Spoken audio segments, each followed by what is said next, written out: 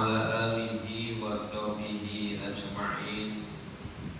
أشهد أن لا إله إلا الله وأشهد أن محمدا عبده ورسوله.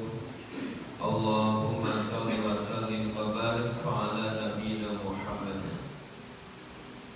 Jamaah kasihan, alhamdulillah pada malam kali ini Allah Ta'ala mempertemukan kita kembali pada majelis ta'lim. Salawat salam mudah-mudahan senantiasa terlimpah kepada qudwah hasanah kita Kanjeng Rasulullah Muhammad sallallahu alaihi wasallam. Allah Ta'ala berfirman di dalam ayat 177 surat Al-Baqarah, Laisal birra an tuwallu wujuhakum qibalal masyriqi wal maghrib walakinnal birra man amana billahi wal yawmil akhir wal malaikati wal kitabi wan nabiyyin wa atamala ala khubi dawil qurba wal yatama wal masakina wa benas sabil wasailina wa firriqab. Al-ayat. Dalam ayat ini Allah Ta'ala mengatakan laisal birra, bukanlah urusan itu antuwal wujuhakum qibalal masyriqi wal maghrib. Engkau menghadapkan wajahmu ke arah masyrik, timur, itu orang Nasrani, wal maghrib, dan ke arah barat, orang Yahudi. Mereka berbangga-bangga menghadap ke barat, yaitu ke Baitul Maqdis. Walakinnal birra, akan tetapi kebagusan itu man amana billahi, siapa yang beriman kepada Allah, wal yaumil akhir, kepada hari akhir, wal malaika, para malaikat, wal kitab, dan kitab, wan nabiyina, dan beriman kepada para nabi. Masya Allah. Jadi kebagusan, kebaikan itu adalah al-iman, itu iman. Dalam satu hadis sahih, Kanjeng Rasulullah sallallahu alaihi wasallam bersabda, khoslatani la syai'a afdalu minhuma. Ada dua perkara yang tidak ada sesuatu pun yang lebih afdal dari keduanya. Al-imanu billahi wa naf'u linnasi, beriman kepada Allah dan bermanfaat kepada orang lain. Ya, insyaallah. Wa laisa syai'un akhbasa, khoslatani wa laisa syai'un akhbasa minhuma. Tapi juga ada dua perkara, tidak ada yang lebih kotor dari keduanya. Asyirku billah, syirik kepada Allah, wal madarratu linasi, dan berbuat buruk, mencelakakan orang lain. Masya Allah, kayak repot liya. Masya Allah, jadi iman. Itu subhanallah ya. Kita melanjutkan tentang buku Al-Iman sampai iman kepada hari akhir. Mungkin apa terakhir? Terakhir kayak TV 59.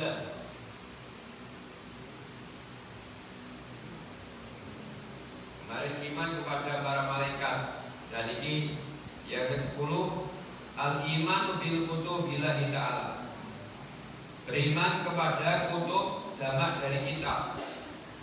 Kutub berarti kitab-kitab Allah Ta'ala. Artinya berarti Allah itu bukan cuma memiliki satu kitab, bukan cuma menurunkan satu kitab, tapi banyak kitab. Al-imanu bil kutubillahi ta'ala, beriman kepada kitab-kitab Allah Ta'ala, kitab-kitab Allah Ta'ala. Ya, enek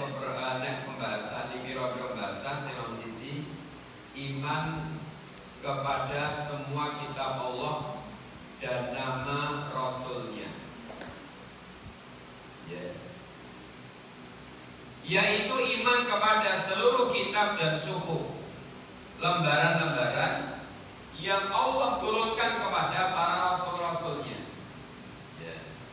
yang kesemuanya adalah kalamullah. Kitab itu adalah kalamullah, apa firman Allah atau ngendikane Gusti Allah, itu kalamullah, agar mereka sampaikan kepada umat sebagai syariat bagi mereka. Jadi kitab itu kalam Allah yang berisi syariat-syariat Allah, diturunkan kepada para rasul untuk disampaikan kepada umat, tabligh untuk disampaikan kepada umat. Insyaallah itu kitab. Allah Ta'ala berfirman, ya ayyuhalladzina amanu, wahai orang-orang yang beriman, aminu billahi, berimanlah kalian kepada Allah, wa rasulihi, dan rasulnya tunggal, wal kitabi, dan kepada kitabnya Al-Quran, alladzi nazzala ala rasulihi, yang Alkitab itu diturunkan kepada satu rasulnya, Muhammad, wal kitabi, dan kepada kitab alladzi anzala min qablu, yang diturunkan kepada rasul sebelum Muhammad. Wa may yakfur billahi wa malaikatihi wa kutubihi wa rusulihi, barang siapa yang kufur kepada Allah, para malaikat, kitab-kitabnya, rasulnya, wal yaumil akhir, dan hari akhir, faqad dhalla dhalalan ba'ida, maka mereka telah sesat dengan kesesatan yang nyata. Ini hukum beriman kepada kitab itu wajib. Aminu billahi, berimanlah kalian kepada Allah, itu wajib. Berimanlah kepada Allah, wal kitab, dan kitab yang diturunkan kepada Nabi Muhammad, dan kitab yang diturunkan kepada sebelumnya. Insyaallah ya, kitab jadi beriman kepada seluruh kitab-kitab Allah yang diturunkan kepada para rasul. Dalam ayat lain disebutkan, surat Al-Hadid ayat yang ke-25, kula wacaken terjemahanipun, sesungguhnya kami telah mengutus rasul-rasul kami dengan membawa bukti-bukti yang nyata, yaitu mukjizat, dan telah kami turunkan bersama mereka Alkitab dan neraca keadilan, supaya mereka dapat melaksanakan keadilan. Jadi setiap rasul diturunkan kepadanya Alkitab. Jadi rasul itu seorang laki-laki yang diturunkan kepadanya wahyu, syariat baru untuk disampaikan kepada umat. Kalau Nabi seorang laki-laki yang diturunkan kepadanya syariat, bisa jadi syariat itu adalah syariat jadid baru, bisa jadi Nabi itu syariat yang diturunkan kepadanya syariat yang telah diturunkan kepada Nabi-Nabi sebelumnya. Dia diturunkan kembali kepadanya untuk diamalkan. Tidak ada kewajiban tabligh. Tidak dengan Rasul. Insyaallah ya. Wallahu a'lam. Syekh Abu Bakar Jabir di dalam kitab beliau Minhajul Muslim mengatakan, dan sesungguhnya sebesar-besar kitab-kitab tersebut ada 4. Al-Quranul Azim Karim, ya, kemudian Taurat, Zabur, Injil. Kalau diturunkan Zabur, Taurat, Injil, Al-Quran. Taurat diturunkan kepada Nabi Musa dan orang-orang Yahudi. Jadi orang Yahudi itu muncul pertama kali pada masa Nabi Musa. Makanya ayat 139, 40, 41 surat Al-Baqarah itu membantah pernyataan orang-orang Yahudi kalau Nabi Ibrahim, Ismail, Ishak, Yakub itu adalah dari Yahudi. Itu ayatnya 1:3 songo kawan dosa suki. Terakhir juz 1. Ya, Allah mengatakan bahwasanya dalam tafsirnya tidak mungkin ya nabi-nabi terdahulu itu adalah Yahudi. Wong Yahudi itu muncul pada masa Nabi Musa, sedangkan Nabi Ibrahim, Ismail, ya Nabi Yakub itu turun sebelum turunnya Nabi Musa. Maka tidak mungkin para nabi itu mereka yang beragama Yahudi. Yahudi turunnya pada masa Nabi Musa ataupun adanya Nabi Musa. Nasrani juga adanya pada Nabi Isa. Wallahu a'lam. Ikhwani billah sadaqi wa jadi masyaallah. Kewajiban seorang mukmin terhadap Al-Qur'an. Apa kewajiban kita terhadap Al-Qur'an? Al-Qur'an adalah kalam Allah. Ya, kalam Allah. Kalau kitab itu adalah kumpulan kalam Allah. Kitab tulisan, kumpulan kalam Allah. Mengimaninya, di antara kewajiban terhadap Al-Quran, mengimaninya bahwa ia diturunkan kepada Rasulullah melalui malaikat Jibril secara berangsur-angsur. Ayat yang pertama kali turun di 5 ayat. Surah Al-Iqra bismi rabbikal ladzi khalaq, 5 ayat. Ketika itu Rasulullah berada di Gua Hira. Gua Hira itu subhanallah. Saya coba naik itu mengis-mengis lah. Mungkin kalau setinggi mungkin Allah alam suara, setinggi gunung Ungaran.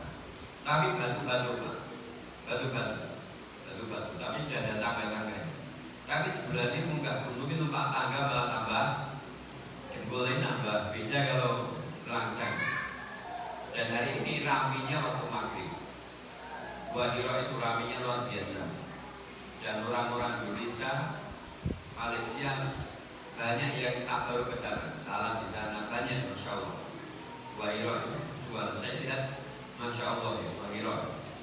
Jadi kalau ke sana kita numpak travel, numpak taksi, kemudian naik. Sekitar insya Allah 1-2 jam naik. Kemarin kita naik masih juga sama sama istri dan juga. Ada berapa ya? 8 atau 10. Sama anak saya juga ikut naik. Sama perempuan-perempuan naik. Ternyata kesal juga ya. Sikilnya kayak tinggi Pak. Insya Allah ya. Perempuan bilang itu Gua Hira. Itu ayat yang pertama kali diturunkan di Gua Hira. Jadi saya kebayangkan kalau roh nanti bisa datang ke sana, kalau haji ya, ke Gua Hira, waktunya kan longgar. Gua Hira datang ke sana, insya Allah. Kalau di bawahnya sudah seperti pasar sekarang, ramai. Insya Allah ya. Sebagai petunjuk bagi manusia. Jadi yang pertama mengimani kewajiban kita kepada Quran. Dalilnya nggak saya baca.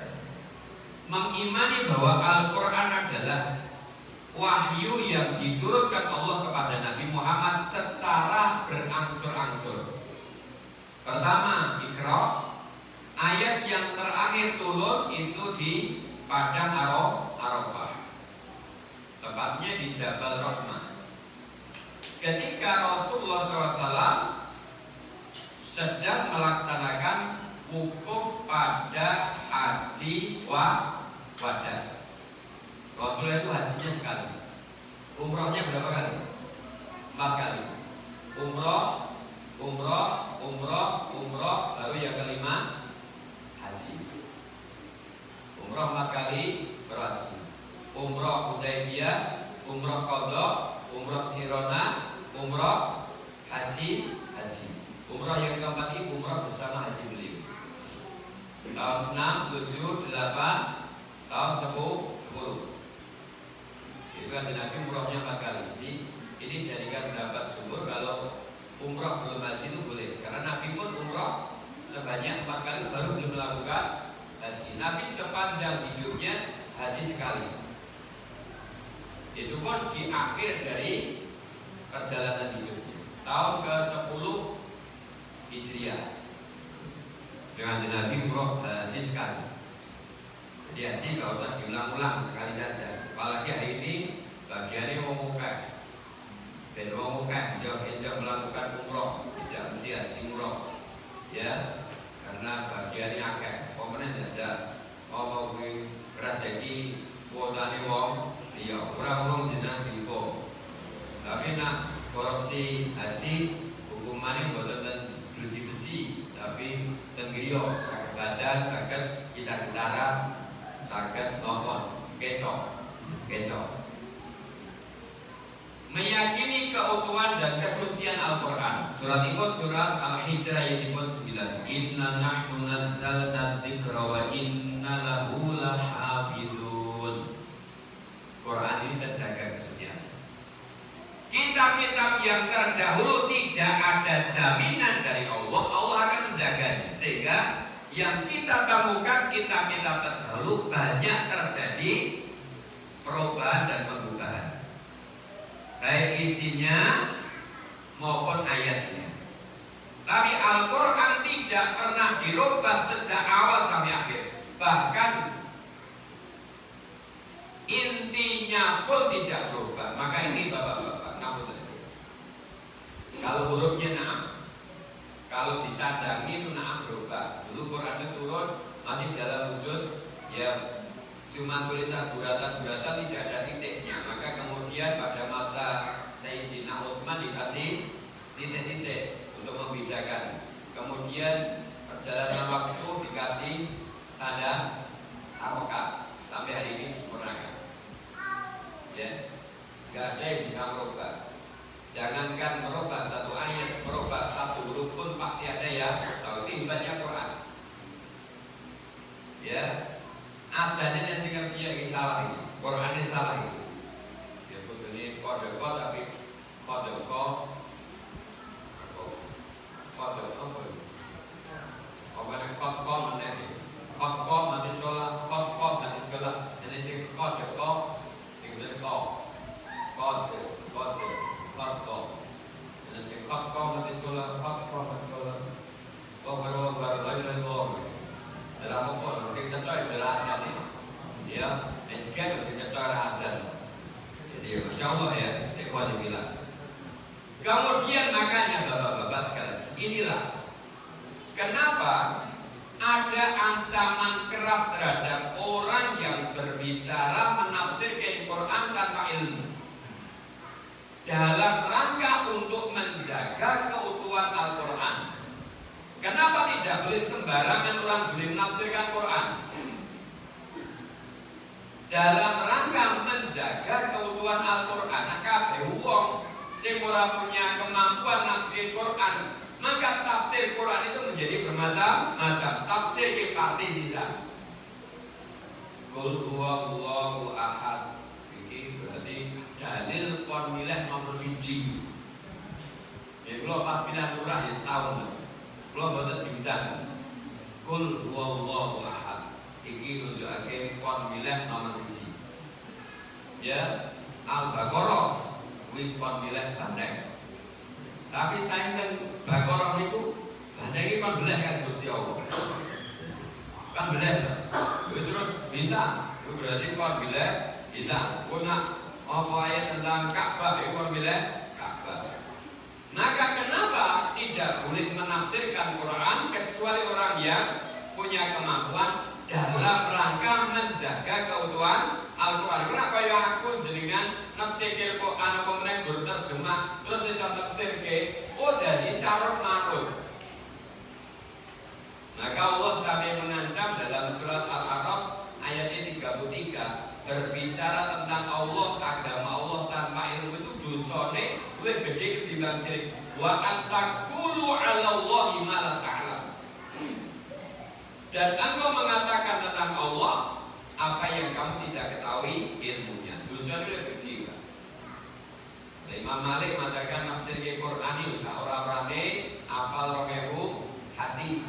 Berikut rijal hadis tadi umum salah wis ngliwati mujadah dhewe buku hadis gorongnya wiratus. Maka ini Pak, jadi sampai ayat itu man qala fil qur'ani bi ghairil ilmi falyatafarraq ma'adu minan siapa yang menafsirkan Quran tanpa ilmu falyatabawwa ma'adahu minan nar. Siap-siap lumpuh palu barino neraka. Karepe kan nafsiri Quran, tapi karena tidak punya ilmu justru diadab dengan masuk ke dalam neraka. Sawah ya. Inama haram Allah, satu basic haram ya Allah niku nggih. Bahkan ini apa berbuat dosa besar kecil, membunuh, syirik, terakhir wa antakunu ala Allah malakan. Hati-hati. Maka kenapa rimit dalam menafsirkan Quran itu? Karena untuk menjaga keutuhan Quran dan untuk menjaga persatuan.